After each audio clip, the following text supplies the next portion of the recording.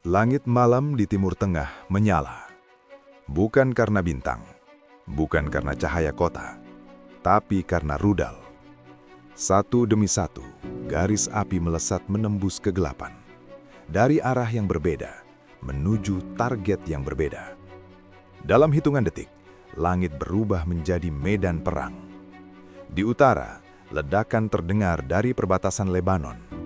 Di selatan, sirene meraung di kota-kota Israel. Di laut, kapal perang bersiaga dalam diam. Dan jauh di balik semua itu, sebuah keputusan telah diambil. Ini bukan lagi konflik biasa.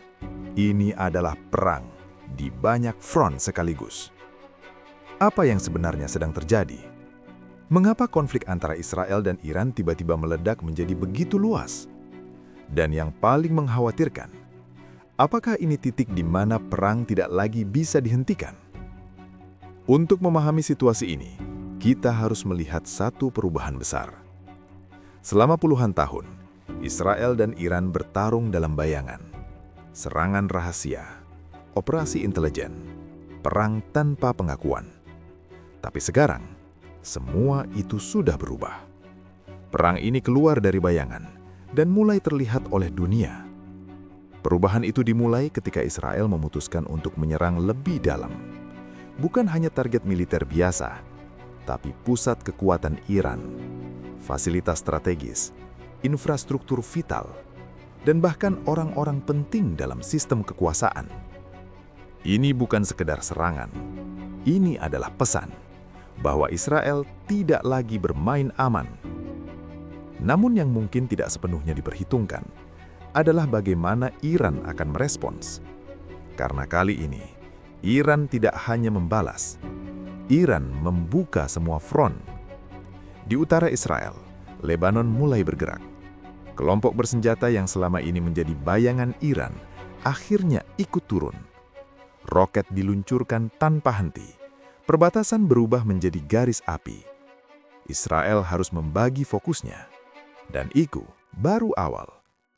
Di selatan, serangan datang dari arah yang tidak biasa, Yaman. Kelompok Houthi mulai meluncurkan serangan jarak jauh. Rudal melintas ratusan kilometer. Targetnya jelas, Israel. Sekarang konflik ini tidak lagi terbatas pada satu wilayah. Ini sudah menyebar. Di sisi lain, Iran juga menggunakan strategi yang lebih kompleks. Mereka tidak hanya menyerang Israel, tapi juga target yang lebih luas. Fasilitas energi, jalur perdagangan, dan titik-titik strategis di kawasan Teluk. Pesannya jelas, jika Iran diserang, maka dunia akan ikut merasakan dampaknya.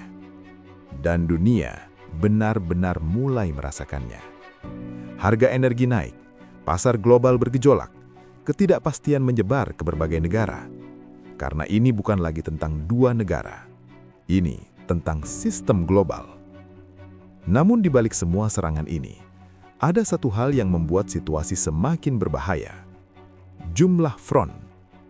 Israel sekarang tidak hanya menghadapi satu musuh, tapi banyak. Iran, Hezbollah, Houthi, kelompok milisi di berbagai wilayah. Semua terhubung. Semua bergerak dalam waktu yang hampir bersamaan.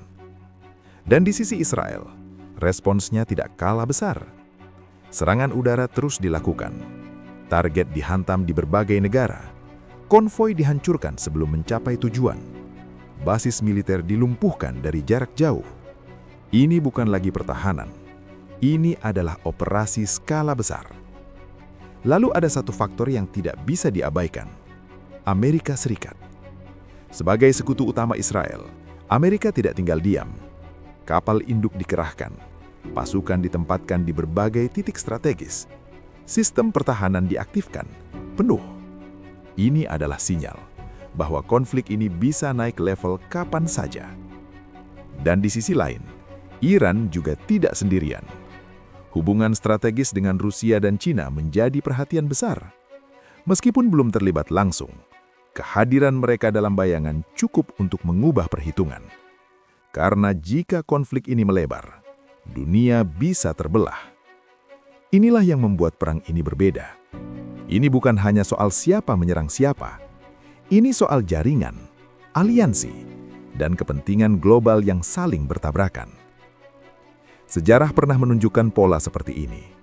Perang besar tidak dimulai dengan satu front, tapi dengan banyak konflik kecil yang akhirnya terhubung.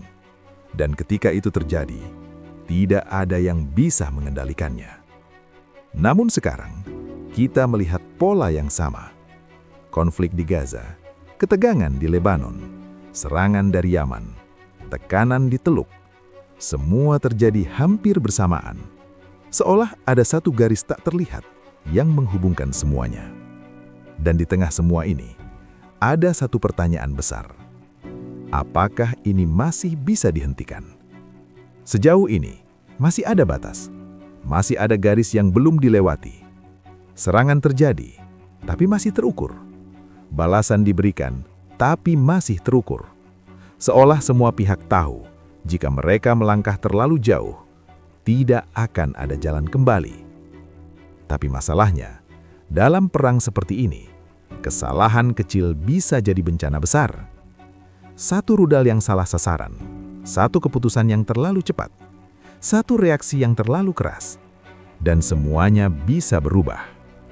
Bayangkan jika satu serangan mengenai target yang salah, negara lain ikut terseret.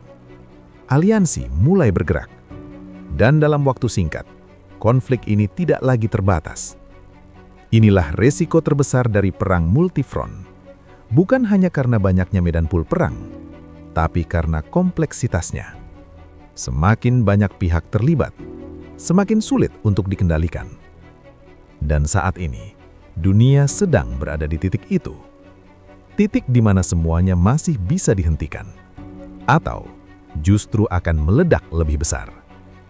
Karena pada akhirnya, perang besar tidak dimulai ketika semua orang siap, tapi ketika tidak ada lagi yang bisa mundur. Dan jika momen itu datang, maka konflik ini tidak lagi tentang Israel atau Iran, tapi tentang dunia, seluruh dunia, yang harus menghadapi konsekuensinya.